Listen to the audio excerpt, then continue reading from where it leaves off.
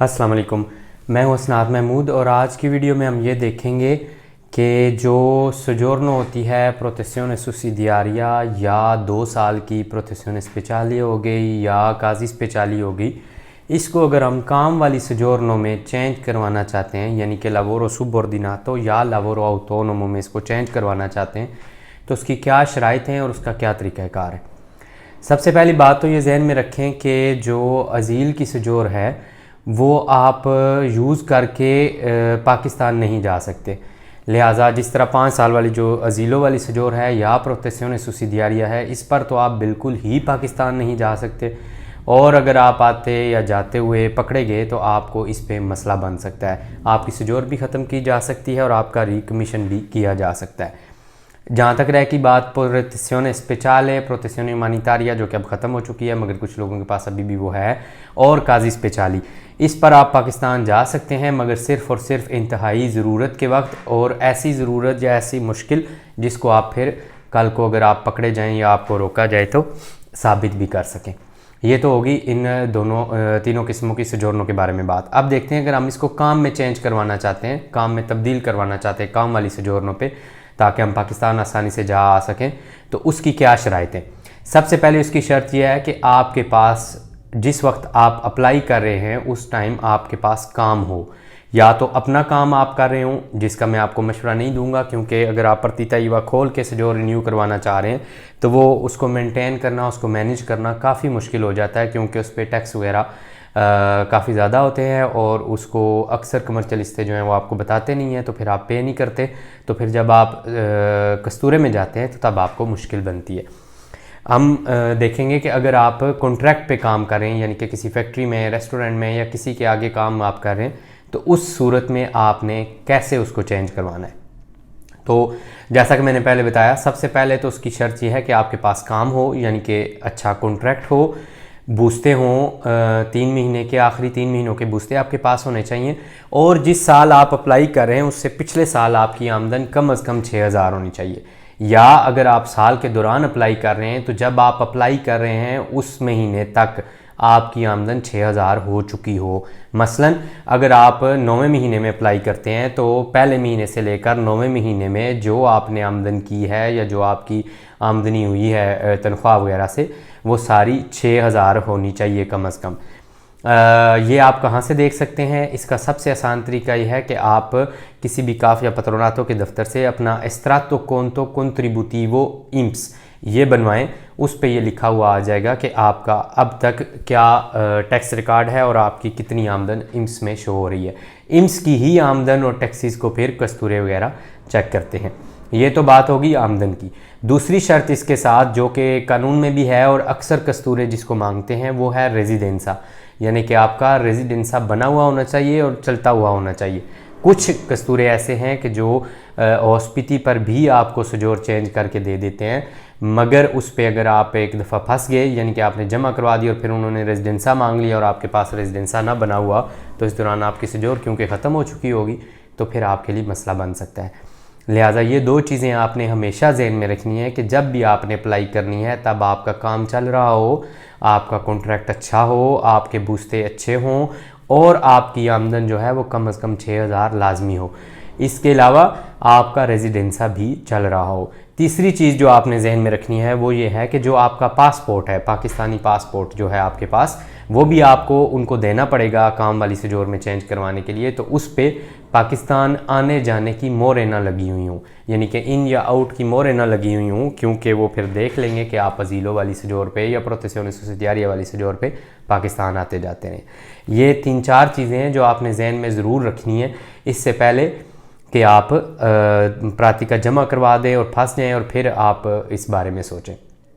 तीसरी चीज़ जो आपने नोट करनी है वो ये है कि जिस एरिए में आप चेंज करवाना चाह रहे हैं उस एरिए में किसी से पहले ये पूछ लें कि यहाँ पर सजोर जो है वो किट भेज के चेंज होती है पोस्टे के ज़रिए या अपॉइंटमेंट पे चेंज होती है। ये एक बहुत बड़ी कन्फ्यूजन है जो हर कस्तूरे का अपना अपना सिस्टम है और लोग क्या करते हैं कि जी अगर किसी दोस्त ने रूमा में किट भेज के फ़र्ज़ करें चेंज करवाई है तो वो मिलान में भी किट भेज देते हैं। तो हर कस्तूरे का अपना अपना सिस्टम है, तो आप अप्लाई करने से पहले ये ज़रूर देख लिया करें कि जिस इलाके में मैं रह रहा हूँ उस इलाके का क्या कानून है और उस इलाके में क्या प्रैक्टिस जो है वो चल रही है। क्योंकि मैंने अपने पर्सनल काम के एक्सपीरियंस में ये देखा है कि जो अक्सर बंदों को मरवाती है चीज़ वो ये है कि वो मेरे दोस्त ने तो जी इंज कीता सी। वो जो है ना ये चीज़ आपको अक्सर फंसा देती है, क्योंकि सबसे पहली तो बात जो है कि अक्सर दोस्त सच आपको बताते नहीं हैं, और दूसरी बात यह है कि अक्सर दोस्तों को खुद नहीं पता होता, उनका तुक्का कोई लग गया होता है, किस्मत अच्छी निकल आती है, आगे एक बंदा को सही बैठा हुआ हो जिसने इतना वॉर ना किया हो तो उनका जुगाड़ लग गया हो जिसको हम कहते हैं, तो इसकी ये लाजमी नहीं है कि वो फिर कानून बन जाए सबके लिए। लिहाजा सबसे पहले आप किसी ऐसे बंदे से इंफॉर्मेशन ज़रूर लिया करें जिसको उस इलाके का या उस एरिए का या कम से कम इमिग्रेशन के कानून का पता हो।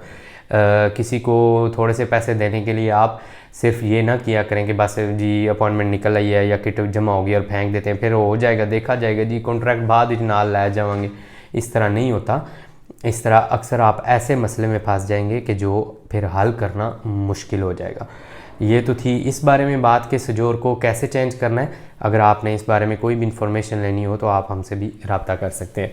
इसके अलावा साथ साथ क्योंकि हर वीडियो में मैं आपको थोड़ी सी इमिग्रेशन के बारे में भी अपडेट देता रहता हूँ, क्योंकि फिर अलग से उस पर वीडियो नहीं बनानी पड़ती, तो हम देखते हैं कि हमारे इर्द गिर्द जो मिलान, मोन्जा की प्रेफेतुरा है, वरेज़े और कोमो, इनकी क्या सूरत हाल है। कोमो की सूरत हाल काफ़ी हद तक अच्छी है। कोमो में इस टाइम सिर्फ और सिर्फ 20,000 वाले जो प्रातिके हैं वो ब्लॉक हुए पड़े हैं, रुके हुए हैं, थोड़े से उनमें देर है।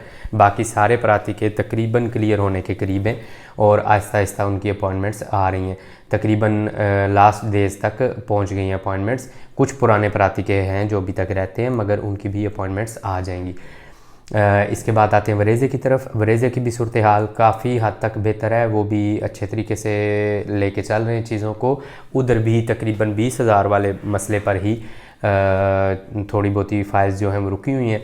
इसके अलावा आते हैं मिलान की तरफ। तो जी मिलान आज और कल में तकरीबन 25, 26 और 27 जून तक पहुंचा है ईमेल्स पर, यानी कि जिन्होंने 1 जून से लेकर 27 जून तक या 26 जून तक दुमानदे की हैं उनकी ईमेल्स आ चुकी हैं। कुछ की रहती हैं वो भी आ जाएंगी इंशाल्लाह। और अपॉइंटमेंट्स जो हैं वो किसी तारीख के हिसाब से नहीं आ रही, वो इस हिसाब से आ रही हैं कि जिसकी फ़ाइल पहले क्लियर हो जाए उसकी अपॉइंटमेंट पहले आ जाती है। उसमें भी अक्सर ये सुनने में आता है जी वो मेरे दोस्त ने तो 6 तारीख को जमा कराई थी, उसकी अपॉइंटमेंट आ गई है और मैंने 1 तारीख को जमा कराई थी, अभी तक अपॉइंटमेंट नहीं आई।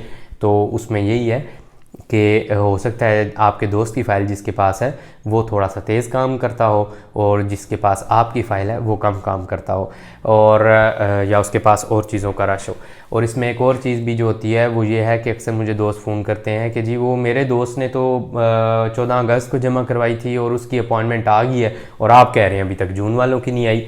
तो जब आगे से मैं उनसे पूछता हूँ कि आपके दोस्त ने जमा कहाँ पर करवाई थी सजोर, तो वो आगे से जवाब देंगे जी वो पारमा में जमा करवाई थी। तो भाई जिस इलाके में आपकी सजोर जमा हुई है आप उस इलाके के बारे में पूछा करें। ये जो मुख्तलिफ़ इलाकों की चीज़ें आप जहन में बिठा के फिर उस पर परेशान होते रहते हैं, तो इस पे परेशान ना हुआ करें, क्योंकि हर इलाके की प्रेफेतुरे की कस्तूरे की अपनी अपनी स्पीड है, अपना अपना काम का तरीक़ाकार है। उससे हम एग्री करें या ना करें मगर ये चीज़ें एक फ़ैक्ट हैं। जहाँ तक रहेगी बात 27,000 वाले और 20,000 वाली मसले की, तो उसमें हमारा जो पहला केस रिफ्यूज़ हुआ था लेको से, उसके ख़िलाफ़ हमारी अपील जो है उसकी 11वें महीने के पहले हफ्ते में हमारी पेशी है अदालत में। अब देखते हैं कि उसमें अदालत क्या फ़ैसला देती है। वैसे उसका जो मुमकिन हल हो सकता है वो ये है कि अगर किसी का 27,000 से कम है और वो फैमिली के साथ इधर रह रहा है या घर में एक से ज़्यादा बंदे रह रहे हैं, तो वो वक्ती तौर पर अगर किसी का रेजिडेंसा अपने साथ बनवा ले जिसके पास खुद हो तो वो भी चल जाता है। मगर कोई भी काम करने से पहले मशवरा ज़रूर कीजिएगा, क्योंकि जब आप एक दफ़ा डॉक्यूमेंट्स किसी दफ्तर में बगैर मशवरे के या बगैर सोचे समझे भेज देते हैं ये सोच के कि बाद जब मसला बढ़े तो फिर कुछ कर लांगे, वो फिर उस चीज़ को देखना जो है वो बहुत मुश्किल हो जाता है। आज तक के लिए इतनी ही अपडेट्स थी। इसके अलावा अगर आपने कोई इन्फॉर्मेशन लेनी हो या कोई भी काम आपने करना हो तो आप हमारे ऑफिस आ सकते हैं। कॉल्स का टाइम जो है वो 12:30 बजे से लेकर 1:30 बजे तक होता है, मंगल से लेकर हफ्ते तक। इस दौरान आप कॉल कर सकते हैं, डायरेक्ट कॉल कीजिएगा, व्हाट्सएप पर नहीं।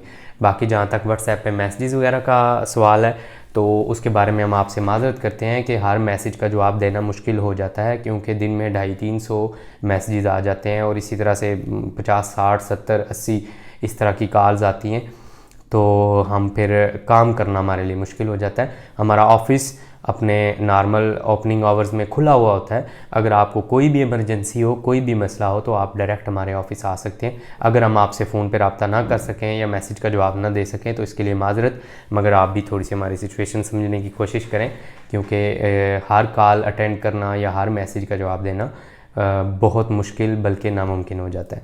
तो अपना बहुत सा ख्याल रखिएगा। इंशाल्लाह फिर किसी वीडियो के साथ मुलाकात होती है। अल्लाह हाफिज़।